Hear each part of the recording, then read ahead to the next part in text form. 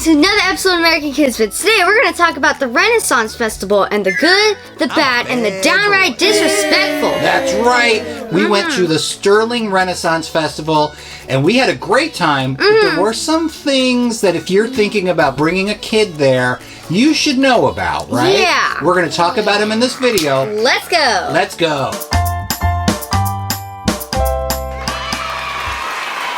Now, we went to the Renaissance Festival in Sterling, New York. You know it! Yes! Yes! Yes! And this was actually one of the first times we've been out. Yeah. Because COVID makes it very difficult to do things. And for those that don't know, a Renaissance Festival is a cool little gathering where people dress up and pretend like it's olden times. In this case, like the 1500s. But we wanted to look at it and talk about the Renaissance Festival in terms of whether or not we think you should bring your kids. Yeah. Some things that you should know, tips and tricks. I really like the jousting. That was really funny. They do a joust, which is where people sit on horses and they attack each other, right? Yeah, I remember the guy that we were rooting for. He's just like, I am the smallest of the group. That's right. We didn't get the best out of the three that were jousting. Victoria, did you like the joust? Yeah. Awesome. Back in the old times, instead of knocking people off the horses, They would fight to the death. Yeah, fighting to the death. Humanity is pretty interesting. So we really like the jousting. And at a Renaissance Festival, lots of people there, they dress up and they try to stay in character. And speaking of characters, one of Victoria's favorite things was meeting the Queen. she was very beautiful. She was so beautiful. And tip, in order for us to get to meet the Queen, we talked to one of her handmaidens. Yes. And what did she do? She taught you guys how to curtsy. Yeah, she taught us how to curtsy and to present ourselves. I want to show if you don't get to do that and she just comes up to you, then I would like to show you how to curtsy. Yeah, so what you do is you take your skirt, you put your leg behind you, and then you don't make eye contact, or else that would be held as disrespectful. That's right. You don't make eye contact with No, the you Queen. don't make eye contact. You look at the ground. You just go like this. Yep. And we thought that the whole Queen's Court characters, they were so nice and friendly and funny and fun. Definitely. And that was really definitely one of the highlights, right? We also loved the food. Definitely. I got steak on a stick. Steak on a stick. First time you've ever had that. What did you think? I thought it was really good, but it was really hard to bite into. Like, you finished that bad boy in 10 minutes. And I literally finished it in about half an hour. Well, I got a lot more years of eating steak behind you, right? Yeah. And Victoria, you had pizza? The bread. I need to talk about the pretzels. Oh, yeah. And in addition, you got hot pretzel. They were so.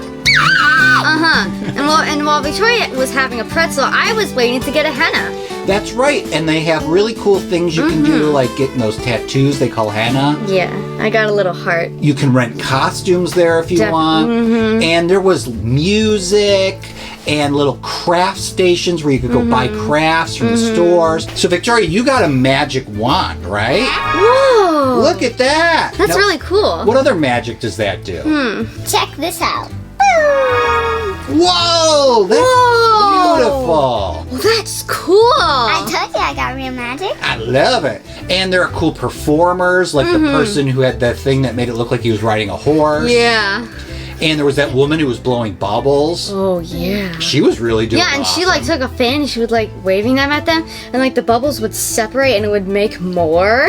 Now, you guys are kids, and if you're thinking about bringing your kids there, there's plenty to do, good food, lots of things to see, but there's also some things that were a little surprising to us. Yes. So, in addition to the good, there were some things that I'd say are maybe a little bad. It was crowded. Literally, because I remember we like just made it. That's right. We got there actually a half an hour early, and if we had been there like 10 minutes later, we would have been sitting in our car forever to try to get in. And actually, when we left, there were cars going forever. Like literally. We had to travel pretty far to get there.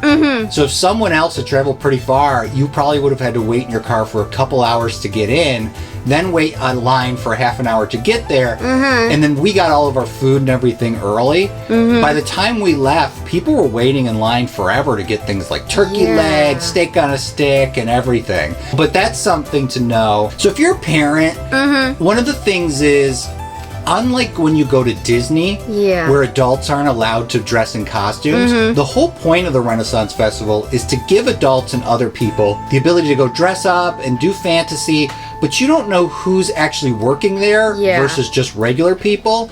And I heard people making like comments in character and songs and limericks and things that were kind of dirty and weren't really kid appropriate. And you guys luckily didn't hear a lot of that stuff.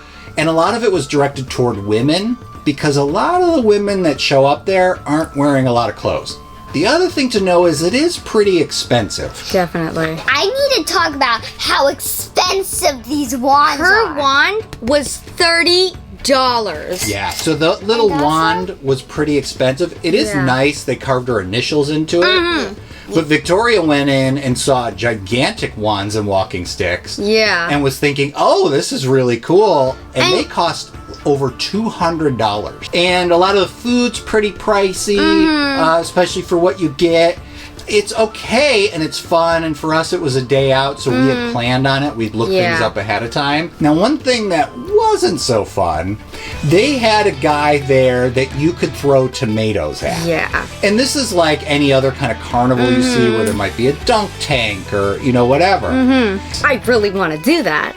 And it looked like fun, and the guy that people were throwing it at first, he was making like jokes and egging on people, but it was generally nice. And then a couple hours later, when we come back, he starts literally roasting people. That's right, and it wasn't like in character. So I kind of would have thought it'd be funny if, you know, you go there and he's talking to you in Old English. He's like, oh, ye, look at you, you know, whatever. It's like none of that stuff existed in his brain. He was literally like a Karen. He was just going right for people.